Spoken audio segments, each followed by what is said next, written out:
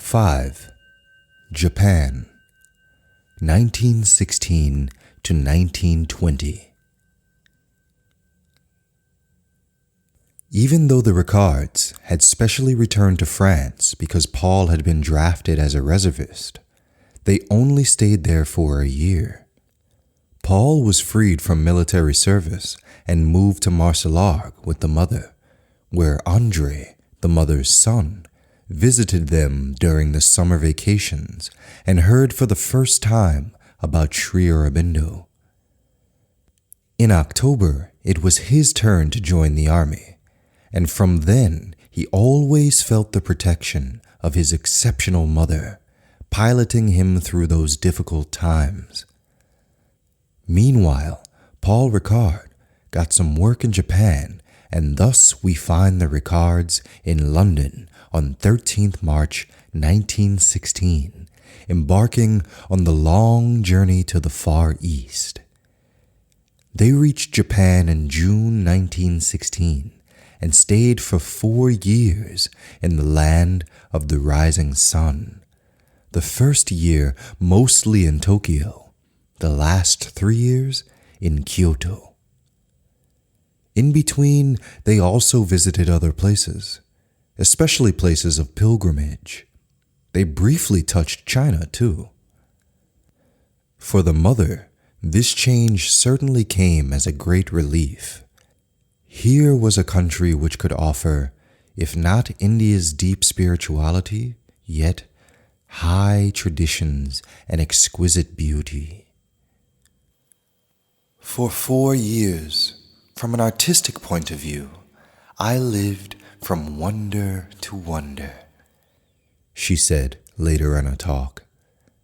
She has given elaborate descriptions of the beauty of Japanese landscapes and the perfect arrangement of houses which merge into a harmonious whole with their surroundings, being one with nature, as it were. She also points out that even simple people had a highly developed aesthetic sense and would rather spend their spare time outside in nature in order to admire a beautiful landscape than seek other distractions. And yet she has some reservations and adds that all this was no more than a marvelously organized mental physical domain, and that there was an entire dearth of spirituality. Once there was a characteristic and amusing incident in connection with a Japanese friend of hers, which she told her students in the ashram. She had brought the young man into contact with his soul, and as a result, he had extraordinary experiences. But the next morning, he suddenly disappeared. Later, the mother met him in the city and asked him why he had run away. "Oh, you understand, I discovered my soul and saw that my soul was more powerful than my faith in the country and the Mikado. I would have had to obey my soul, and I would no longer have been a faithful subject of my emperor. I had to go away." On the other hand, the mother was appreciating the enormous vitality and energy of the people. There seems to be prophetic foresight when she writes in 1917 that Japan possesses the vitality and concentrated energies of a nation which has not yet reached its zenith. That energy is one of the most striking features of Japan. It is visible everywhere, in everyone, the old and the young, the workmen, the women, the children, the students, all display in their daily life the most wonderful storage of concentrated energy. We know today the potential of a Japan that has climbed to its zenith. Another characteristic feature of the nation the secret of her power has been explained by the mother in connection with the ancient tradition of samurai.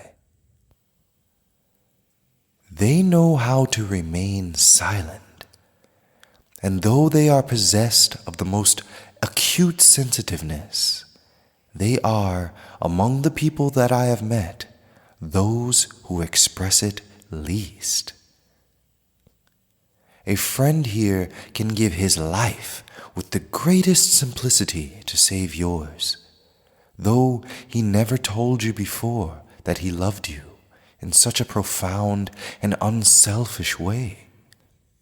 The Ricard stayed in Tokyo with Dr. Okawa, a university professor.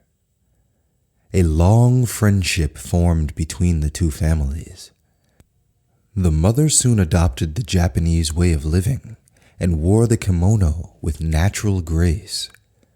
She also learnt the highly developed Japanese art of flower arrangements. She grew her own vegetables in a garden and reports, in this context, an astonishing experience which illustrates her close communication with nature. When she went into the garden to collect vegetables for the meals, some said to her, "No, no," whilst other called, "Take us, take us." So it was very simple. I looked for those which wanted to be taken, and never did I touch those which did not. I used to think it was something exceptional. In July 1917, the Ricards went to Akakura Spa, a hill station 800 meters above sea level. The mother felt deep peace in the beautiful landscape of this remote resort. Next, they traveled to Kyoto, the ancient capital of Japan, and made contacts with Dr. Okata, the founder of the still-sitting movement, which had some affinities with Indian yoga and therapeutical values. They also met Dr. Kobayashi and his wife, two close collaborators of Dr. Okata. An intimate friendship was formed between the mother and Mrs. Kobayashi, and they often meditated together. In January 1919, a frightful epidemic swept over Japan. In Tokyo alone, hundreds of new cases of infection were registered every day, and the victims died, as a rule, after 3 days. If they could survive the 3rd day, they were cured after 7 days. The mother shielded herself from infection with the help of her occult knowledge and avoided every thought of the disease. But this inner discipline was made difficult by someone who stayed with her and kept asking her what was behind this epidemic. One day, the mother had to drive to the other end of the town, and in the tram, she saw all those people with protective masks before their faces. The whole atmosphere was filled with unbearable fear. Finally, the mother herself started asking herself involuntarily, "Truly, what is this illness? What is there behind this illness?" When she returned home, she had caught it. The symptoms used to appear at once, immediately after the infection. The mother lay down with a high fever. A doctor was called without her knowledge, but she dismissed him and refused to take medicine. She wanted to fight it out all from within. She kept asking herself what was behind the illness. Then, at the end of the 2nd day, as I was lying all alone, I saw clearly a being with a part of the head cut off, in a military uniform, or the remains of a military uniform, approaching me and suddenly flinging himself upon my chest with that half a head to suck my force. I took a good look, then realized that I was about to die. He was drawing all my life out. I was completely nailed to the bed, without movement, in a deep trance. I could no longer stir, and he was pulling. I thought, now it is the end. Then I called on my occult power. I gave a big fight, and I succeeded in turning him back so that he could not stay there any longer. And I woke up. A little later, a Japanese friend came to see her, and he understood at once what had happened.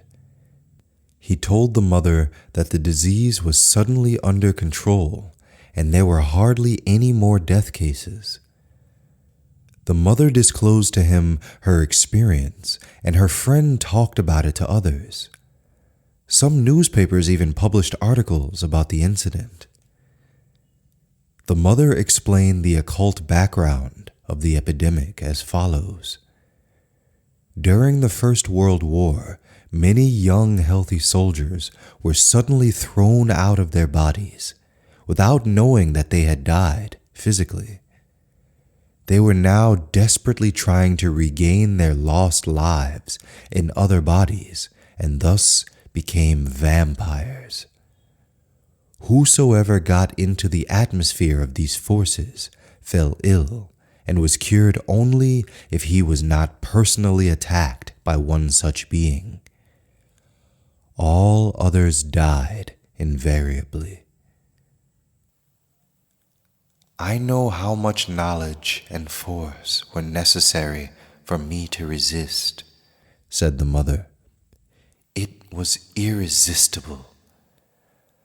Consciousness, to be sure, is more effective than packets of medicine, was the mother's final comment on this incident. She always avoided medicine as far as possible. Once she told an ashram sadhak that she used to cure all the illnesses herself of her son Andre in his young days without calling a doctor. Of course, not everybody can imitate her methods, and we also find in the Sri Aurobindo ashram a number of doctors of all medical systems who help to take care of the health and well-being of children and sadhaks.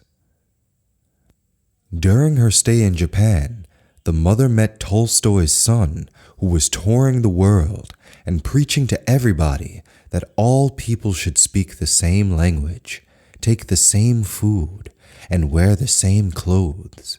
Then there would be peace on earth, and everybody would be happy. The mother seems to have talked to him, but he stuck to his naive ideas. In 1919, she met Rabindranath Tagore, and they stayed in the same hotel for some time. He requested her to take charge of Shantiniketan, his educational institute, but the mother did not accept his request since she knew that her destiny was elsewhere.